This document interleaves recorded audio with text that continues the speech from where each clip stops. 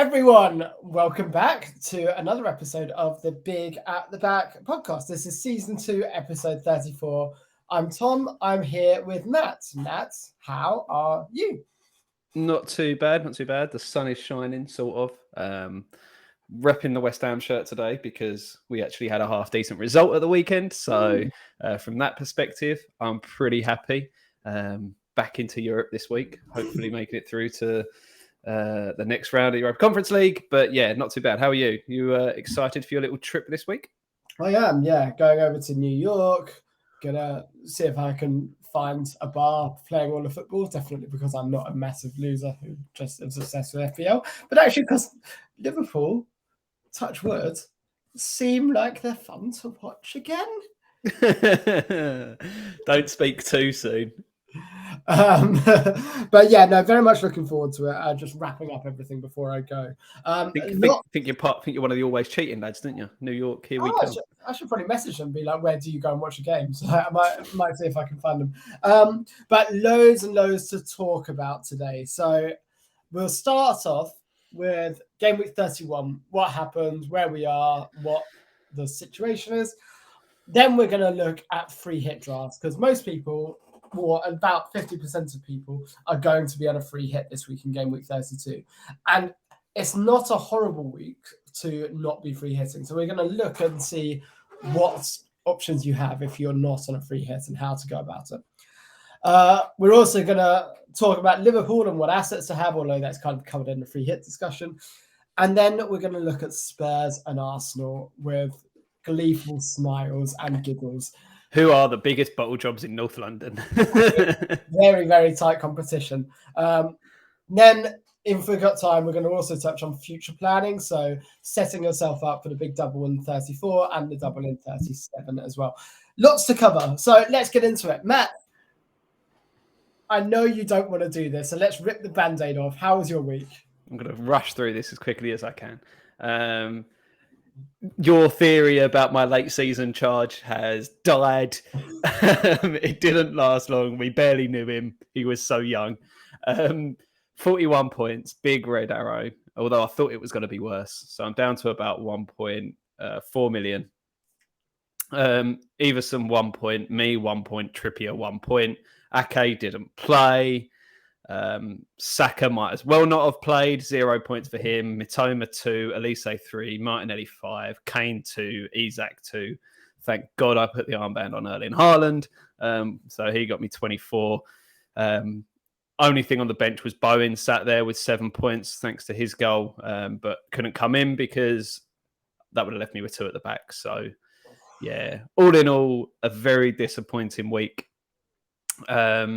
Especially when my 2 transfers, one didn't play, and Elise hit the post right at the end with a free kick. So Palace looked really good again. Well, not really good. They didn't look as good, but they were a bit better. So I'm still holding out hope for him as a transfer. But yeah, disappointing. You had a better week. Talk to me about you. Let's bring it up a bit. Yeah, so I've got to say before we start though, it must be so frustrating if you own Salah, Tony, and Saka, 3 highly owned players in the last 2 weeks, all having missed penalties.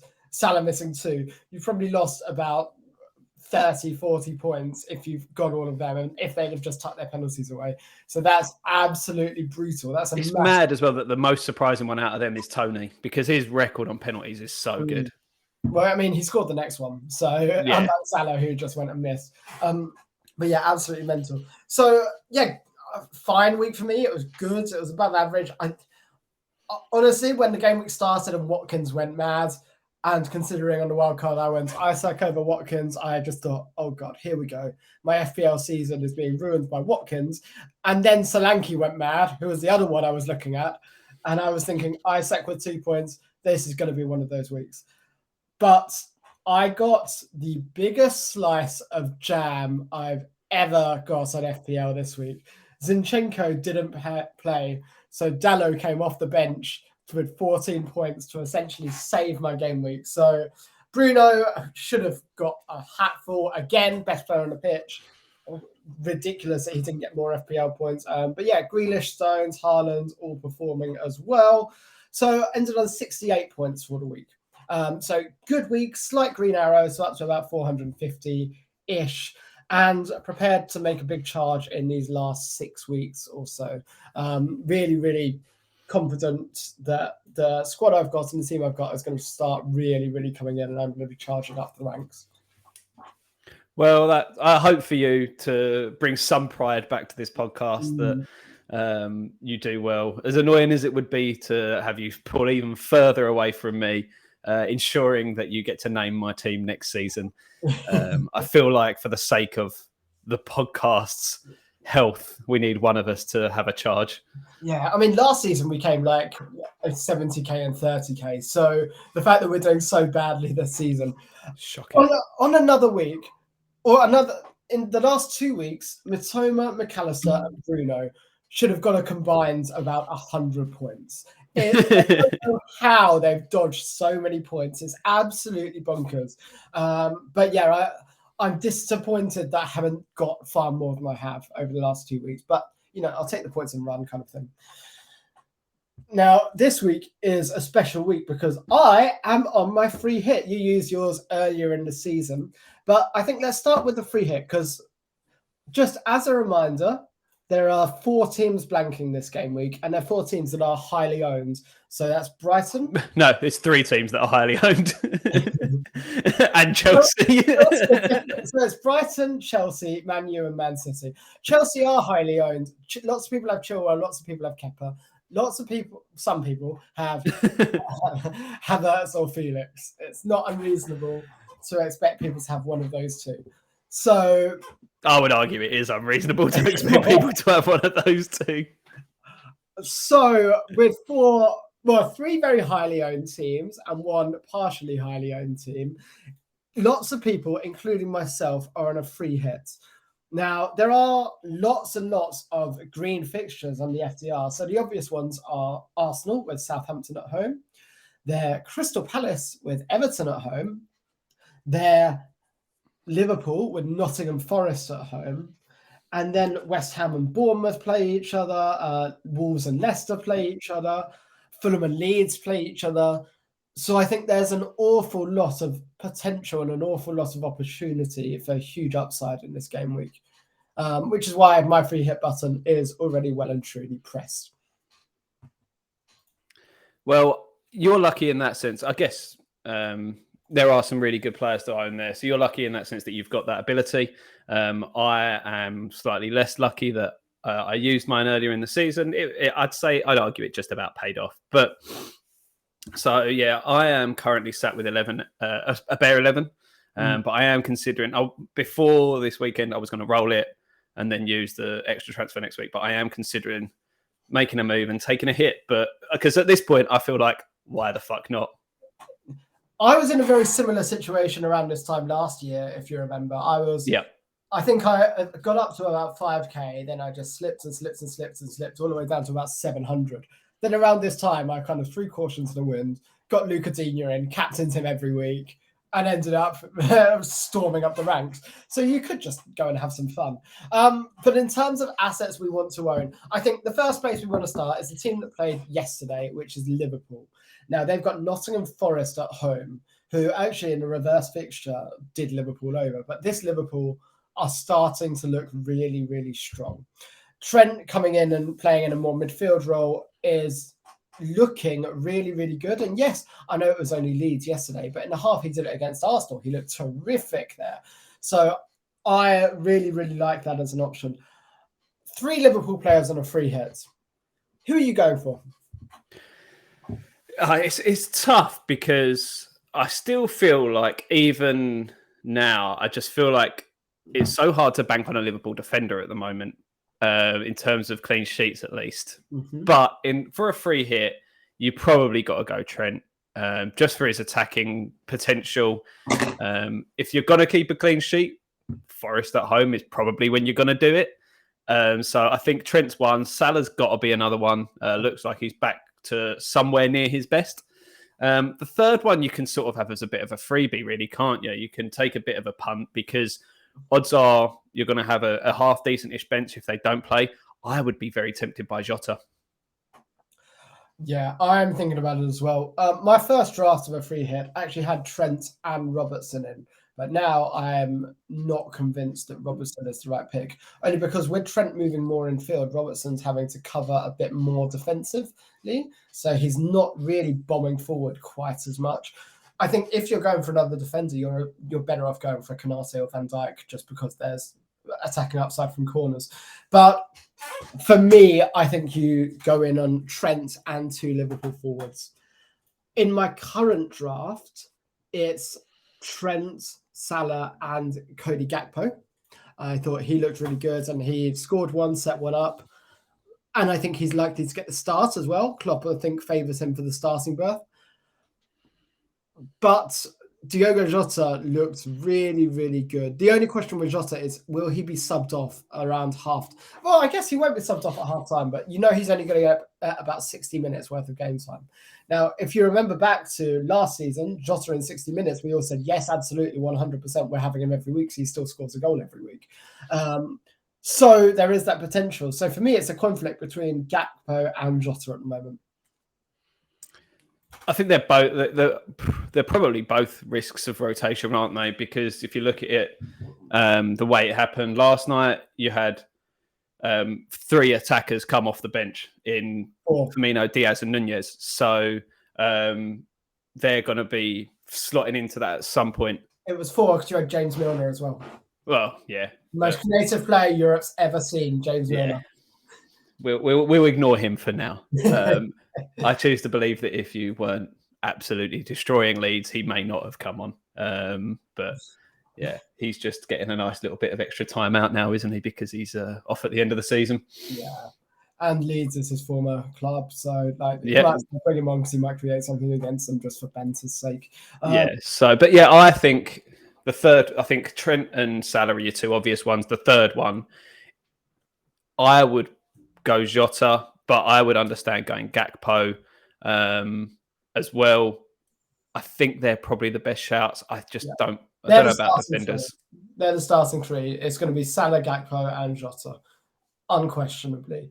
I think Gakpo plays slightly further back, but he also plays through the middle as well. So he's going to be on the end of a bit more. Jota's 2 goals yesterday, by the way, were sensational, both of them. Yeah, they're 2 very different types of goals as well. Like the first one was a bit of deft, a nice finish, like just a bit of class. Whereas the second one was just to hit it on the bounce like that as it's coming up and finding the inside just off the post was just a wonderful finish. And it's good to see him back because, especially from an FPL perspective, even back to his Wolves days, we've loved him. Yeah, we've absolutely loved Russell. It's annoying that he's a forward in FPL this year, isn't it? Yeah, it is a bit. I mean, I don't know how.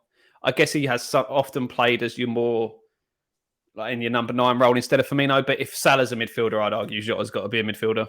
Yeah, maybe it'll go back next year and we can have that conversation. And the bonus with Liverpool as well, just mentioning, is no midweek fixture.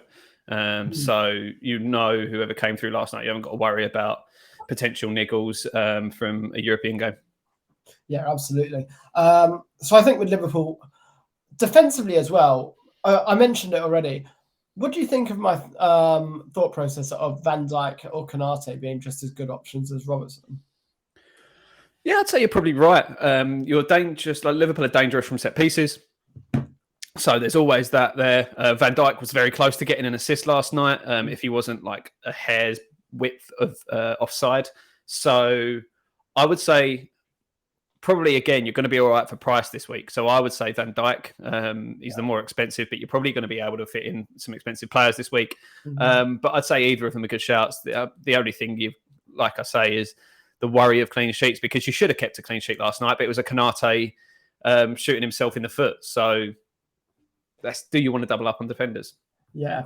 Well, Canate's kind of playing a weird position because he's playing right back / right centre back at the same time because Trent's so far in. Trent's going so far ahead, and coming inside. He's doing a bit like you see City fullbacks do.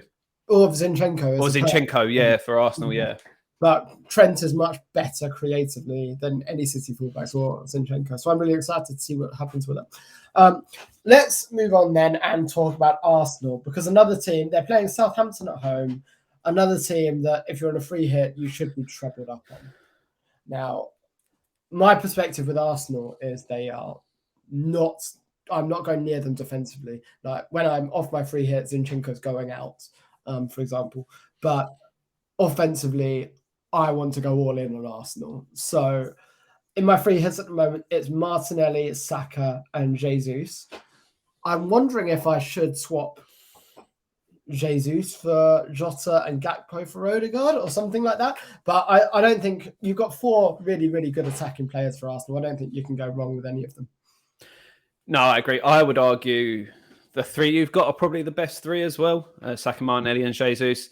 Odegaard has sort of slipped away a little bit in terms of FPL returns. I know he got a goal at the weekend. Very nicely taken. 10 points. Yeah, so I'd argue either or. You got to argue, like, I think Saka would be coming good again soon because he's had 4 out of 5 bad weeks with a 3, a 1, a 1, and a 0. Numbers bumped up by an 18 in there in game week 27 or whatever it was. 28. 28. Yeah. Yeah. So other than that, like, I think they're the main 3. Again, defensively, they look shaky at the moment. Well, they look fine until they go 2-0 up. Yeah. So if they only score 1 goal, you might be fine. I mean, you don't want Arsenal to only score 1 goal, though. Come on, they play such great football. You want to see them actually go for it. But yeah, I think there's also a chance, I think, that Trossard starts. And in that case, I actually think he'd start to give Saka a rest, more likely. Potentially, yeah. But then on a free hit, you've got at least a couple on your bench that can come in. So I'm not all that worried about that either. So yeah, I think for me, it's Saka, Martinelli, and Jesus. A word on Watkins. Do we have to? So good. Like he tore Newcastle to shreds. And for a guy that isn't the biggest in the world, his hold-up play was sensational. And I'll tell you what, Unai Emery is the perfect coach for that set of players. Buendia and Watkins were just phenomenal. And that Moreno that they've brought in for, 10 million looks like an absolute steal. So, yeah, I was really, really impressed with Villa. I thought they never looked like losing against Newcastle. And actually, Watkins could have had a couple more. He hit the post. He had one ruled out for a marginal offsides.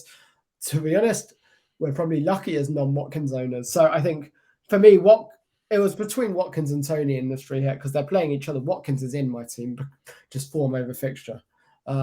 Yeah, I agree. I think like you can't say no to Watkins at the moment. I think since the World Cup, he's got the second most goal involvements behind Haaland, so it's a no-brainer. Yeah, absolutely sensational. 2 teams that I haven't touched on my free hits are Newcastle and Tottenham.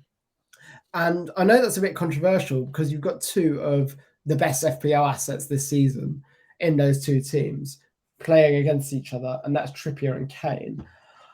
But watching both Spurs and Newcastle, I don't think either of them are worth having at the moment. And I know both Trippier and Kane have got upside, absolutely.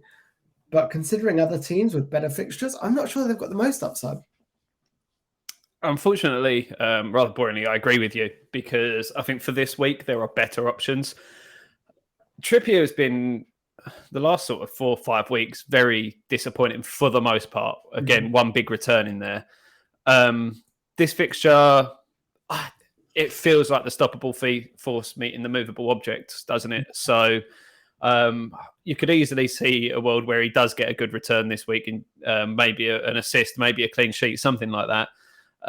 Likewise, Newcastle are shipping goals at the moment, so you could see Kane getting returns. But I just think my head says that there are better options in both of those positions. And this, like Trippier going forward after this game, Everton away, Southampton at home, they're 2 good fixtures. If he doesn't get a return in one of them, then could he become sellable? Yeah, definitely. I think he is sellable now, being quite transparent. But we'll have to wait and see. Newcastle could pick up a bit of a run again. Looking as well at another team that could go really under the radar this week and provide some returns is Fulham. They've got Leeds at home. If there's one team you want to target right now, it's Leeds, right? I'd say so. I genuinely forgot that Javi Gracia was their manager until I saw him on screen last night. I completely forgot he existed. Well, it's a merry-go-round at Leeds, isn't it? Come on. Yeah, so, and Fulham, I mean, we all sort of thought that with Mitrovic being out and the problems going on there, that they would be a bit of a harder void at the moment, but picks up a great result at Goodison Park at the weekend. Not many teams will go there and face a team managed by Daesh and score 3 goals. So, I mean, you've always got Pereira as an option. Because he's just, I mean, his set pieces is always an option, and Leeds are pretty poor at defending set pieces. So that is always one option.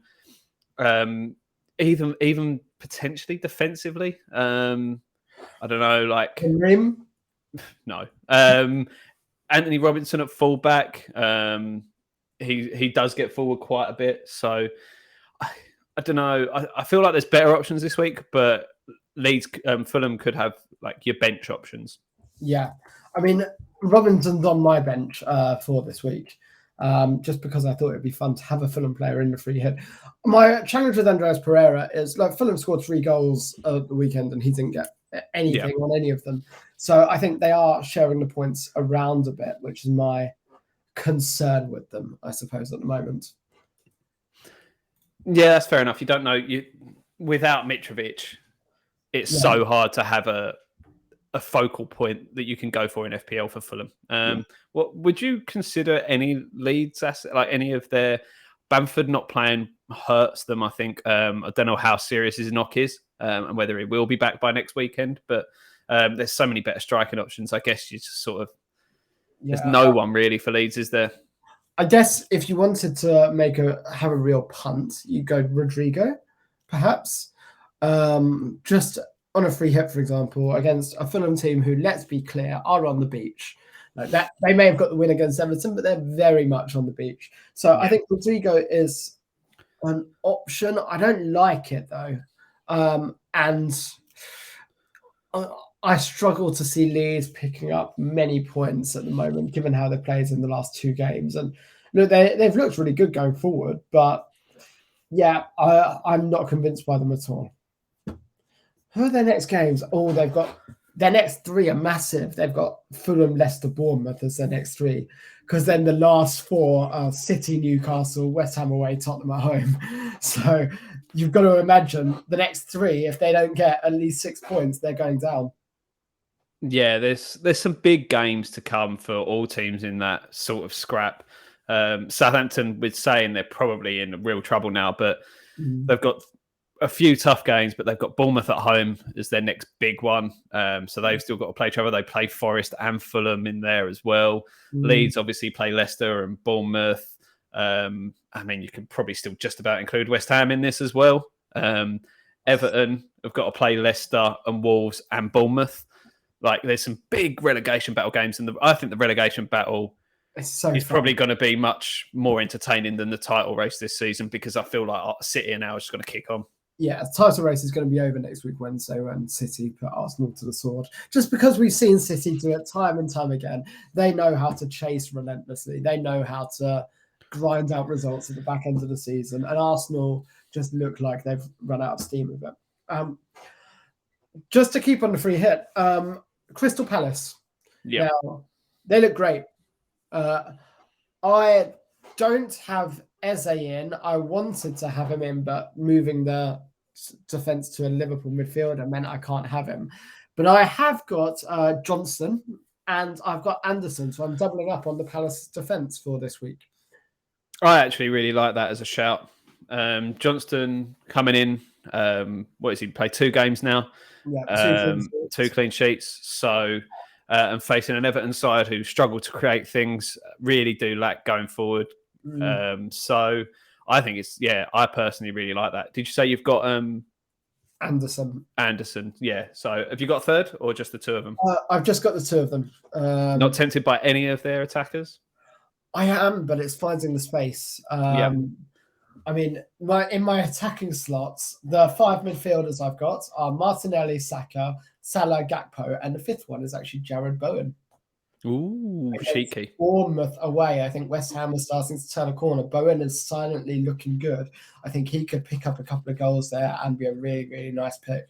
Yeah, Bowen's returned in his last 3 weeks. It's good to see him getting back to some sort of form as a West Ham fan. I'm obviously going to say that. But I'd say, yeah, that's the only spot you could argue you could go to an Elise or an Eze or an Ayew. Or is it? No, Ayew's a forward, isn't he? No, he's a midfielder. Midfielder, yeah. Yeah, but I think Eze is the one you go to if you do. The last team that I've got represented in my free hit team is Wolves, because I've got Semedo in defence, starting as the third defender.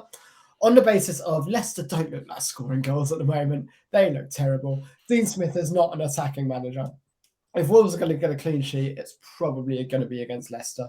Watch Maddison go off now. Probably. But I think just playing the odds here, and not many people are going to be going in on Wolves at the moment. Leicester look like they're in real trouble. I just think for a 1 week punt, Semedo is as good as any. So I couldn't convince you to take Semedo out and get Wout facing. No, you absolutely could not. Damn it. Although he might get an assist, we'll see. But yeah, no, that's very much not on the cards. If you're not on a free hit, talk us through what you're planning to do. So, sorry, I should finish up. My bench is Iverson, then Tony, Robinson, and Vestergaard, because I needed someone. Yeah, makes sense. Let's be honest. If you're in that side and your third sub needs to come on, something really weird has happened. You just need a warm body in that spot. Exactly, just the cheapest player I could possibly get. So your non-free hit team, how's it looking? So at the moment, as I said, I have a bare 11, and my initial plan was to roll it. So I had 2 transfers, which would be probably Kane to get KDB in for that double. But I'm now looking at changing that. So my current 11 as things stand is Iverson, Trippier, Zinchenko, me, Emerson, Bowen, Saka, Martinelli, Elise, Isak and Kane. Yeah. Which is like just screams average. So my current thinking is to go -4 and take Kane out. And who's the midfielder I've dropped here? It's Mitoma, actually. Just because he doesn't play this week, I can get him back in. My soul. I know. And then that can become my boy Odsonne Edouard up top. Yes. And Mo Salah. Because I feel like after this week's games and Forest and Liverpool, the way they're playing, I can't not own Salah. I've got to get him in and I've got to put the armband on him. I completely agree. Salah is the clear and obvious choice for the armband. My advice is... other than that, before that, my armband was on one of the Arsenal players. And I'm like, I don't want to bank on them at the moment because like you get like what happened this week and Saka misses a pen and comes away with 0 and you're like, well, and Salah goes and scores a hat-trick.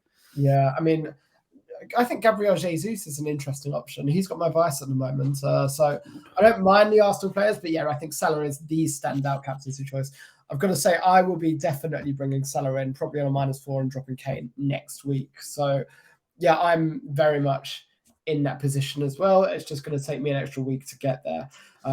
Maybe even dropping Kane for Jota next week and then taking Maddison to Salah as something I could do, which seems super, super fun. Then I'll get Trent in for Zinchenko somehow the week after for the double, and I'll bench boost. That does sound good. Yeah, I'm trying to figure out how I can shift my funds around because I really want. I'm not going to be able to do it, but I'd love to be able to get Haaland, Salah, and KDB in for that double. I don't think that's feasible though. So I'd have to downgrade KDB and go for Grealish or whoever's the flavour of the month in about 2 weeks' time. Yeah, I mean it could change. I mean Grealish got me 7 points this week, and he looks like he's playing every game. So I think he's a good option. The double doesn't have any Champions League around it either, so I think he's as good as an option as any at the moment. Arsenal. Is it a good season, or have they bottled it and failed? I'd argue those two things can exist together. Should they be happy with their season? Overall, yes. Like it's one of those things that they'll look back on. It's obviously got to really hurt at the time, But they'll look back on and go, look, at the start of the season, we never would have expected to be in a title race come mid-April. I'd argue most of their fans wouldn't have thought that. In the moment, and probably for a little while, it's going to hurt because you were in the driving seat for quite a long time, and you'll look back at these last two games. Maybe not so much the Liverpool game because it's Liverpool still and it's Anfield, but the West Ham game, throwing away a 2-0 lead against a side that has been poor for most of the season. A team that had also played on Thursday night when Arsenal had a nice rest. Yeah. So that's the one that's going to really sting. But I would argue they'll look back eventually and go, actually, we had a really good season. It's not over yet. You never know with City. They can pep it up, but you'd imagine they're going to kick on and sort of. You wouldn't be surprised if they don't drop a point for the rest of the season. If they win next week, that's game over.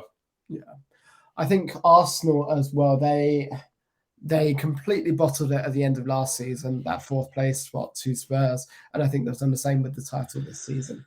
Now, have they performed exceptionally all year? Yes, and we've all been really surprised by how well they've done because they've been awesome and they've been great to watch and probably the most fun team to watch in the league. However, they've bottled it. Yeah. There's no two ways about it. They have bottled it. Now, don't get me wrong, they could beat City, but even if they beat City, they're still going to go and play Newcastle. They've got much tougher games than Man City. Even if City lose to Arsenal, City will still win every game. I don't think Arsenal will. So I think Arsenal they would have to pull off something really, really special to go and win the league now. Yeah, I mean, Newcastle obviously is a tough one for them. They've still got to play Brighton as well. Whereas City, other than the Arsenal game, Fulham, West Ham, Leeds, Everton, Chelsea, Brentford. And probably by that Brentford game, I think they'll have the league wrapped up anyway, so it won't even matter. And that's probably the hardest fixture they've got out of the rest of them. I think they could have the league wrapped up by the Chelsea game, which is their second last one. And that'll be a celebration. They'll probably score about 7 past Chelsea. At the moment, given Chelsea. Frank Lampard pulls off the Chelsea shirt to reveal a Man City shirt. Second time that's happened. Do you remember when he scored for City against Chelsea? He came on as a sub at about 60 minutes. I was in the pub and he was 18-1 to score next. And I went to put a fiver on it and my phone died and he scored about 2 minutes later. Brutal. Not as brutal as it was for Chelsea fans at the time. But yeah, like Chelsea. It would have been great if he ran off and kissed the badge or did an Adebayor and ran the length of the pitch and slid in front of them. I don't think if you've got Chelsea assets, you sell them. They don't double in 34. They've actually got a really tough game against Arsenal. They probably will double in 37, but one of those is against Man City away. So not really one you want to be owning Chelsea for. And I just don't think I think they're a team to avoid. I think in general, as much as I've got Robinson as second sub this week, Fulham are on the beach. They're a team to avoid. I don't think you go near Leicester at the moment. James Maddison will be coming out of my team as soon as he can. And are there any other teams you think are just hard avoid? Forest, obviously, but no one's buying Forest anyway. Any other teams you think are just hard avoids at the moment? It's really difficult to say this, but maybe not hard avoid, but I'd be looking to get away from Spurs. Yeah. They got 3 tough fixtures with Newcastle, Man United and Liverpool in their next 3. You could probably move back to them towards the end. Palace, Villa and Brentford afterwards. Like, they're all tough fixtures as well at the moment. Yeah, so, you could easily see a world where Kane scores 5 goals in that stretch, but you could also see a world where they just shit because they are shit. Yeah, they're not playing good football at the moment and they are hard avoid. Teams you really want to be invested in? Liverpool, City. It's really obvious, isn't it? Yeah, it's the obvious ones. I mean, Palace, because they're good at the moment. Dominic Solanke. He was one I did briefly. That Edouard spot I've got in my transfers for next week could be Dom Solanke, because if I back someone against West Ham, he'll probably score. They've got great fixtures. The only tough ones are Chelsea and Man U, and Chelsea is not a tough fixture. And in 34, they're playing Leeds as well. Kane to Solanke. The obvious move. It's the one Gareth Southgate should make for England as well. I may do it, Like, I'm bench You won't. I need to free up funds for Salah. You won't do it. I can see myself going Kane to Solanke. Watch this space. You won't do it. But yeah, I mean, obviously Brighton as well, after the blank, Forest, and then a double. I mean, one of those games is Man United. Obviously, we're still waiting to see when Rashford will come back into the fold, but they looked pretty good. I know it's Forest, so it's hard to really judge, but they did all right there. They did all right on Thursday without him as well until the last 15 minutes. Yeah, we left the pub with 15 minutes to go, and then we got home, and I was like, "Oh God, 2-2." But yeah, Bruno, I don't know how he didn't get like 20 points plus. Like, if Anthony or Anthony Martial could finish chances, Bruno would have got about 6 assists at the weekend. It was ridiculous. Like if Rashford was there, you'd imagine he'd have buried something, and Bruno gets the points as well. I mean, I can actually see a world where I drop Bruno for Rashford if he's back in, and perhaps go Everson to David De Gea on my before game week 34, just to have that goalkeeper that's playing twice for a bench boost. We'll see though. I haven't really thought too much about the transfers there and what I'll actually do, just because who knows, it could all change in the next week or so. And it probably will. Yeah. Awesome. Well, in terms of future planning, I've just mentioned I'm not really looking. Be aware that in game week 34, there are teams that double. So Brighton have Wolves and United. Fulham have a nice easy double of City and Liverpool. Liverpool have Tottenham at home, Fulham at home. So 2 home games. City have Fulham and West Ham. Man U have Villa and Brighton. And West Ham have Palace and Man City. So they're probably really worth looking at for targets for game week 34.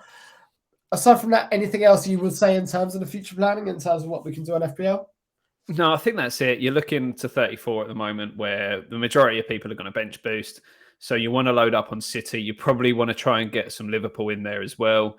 Brighton, I'd argue that's a decent double. It's not the best, but it's not the worst either. And the same can be said for Man United. So they're the sort of areas you want to be looking at to move towards for 34, if you can. But then, like, as you get past 34, it's just a bit of a fucking Wild West. You just fly by the seat of your pants and go week to week, because things change. Who's still in Europe? Who's not? Who's on the beach? Who's still got things to play for? You've got to take all that into account. I mean, Fulham are on the beach now, but I don't think Brentford are far from being on the beach, for example. So, yeah, there's an awful lot to think about there. There's a lot of beach in West London. Exactly. Not for Chelsea, though. They will actually be Arsenal and Real Madrid games. They're not going to go down. They're not going to go up. So, yeah, Chelsea are going to be on the beach as well. Cool. That is all we have on the agenda for today. So come and chat to us. Come and engage with us. We are both rubbish at FPL, so you can find us on Twitter at @BigAtTheBack. Yep. All of the terrible opinions that get tweeted from that are Tom's. The good ones are mine. So you can find me on Twitter at Higgins92 and Tom is at TomMadden92. But yeah, as I said earlier as well, European fixtures this midweek. So you've got Chelsea to play, you've got City to play, and you've got West Ham and United to play. West Ham and Man United to play on Thursday. So if you're thinking about them, hold off. Yeah, if you're on a free hit, you're probably not thinking about them. Maybe West Ham, actually, because I've got Jared Bowen, but the rest, probably not. No, actually, you'd like to think not. Maybe with that, maybe I should take Jared Bowen out. Nah, Bowen's fun. I'll keep him in. Cool. Have a great week, everyone, and we'll catch up with you next week.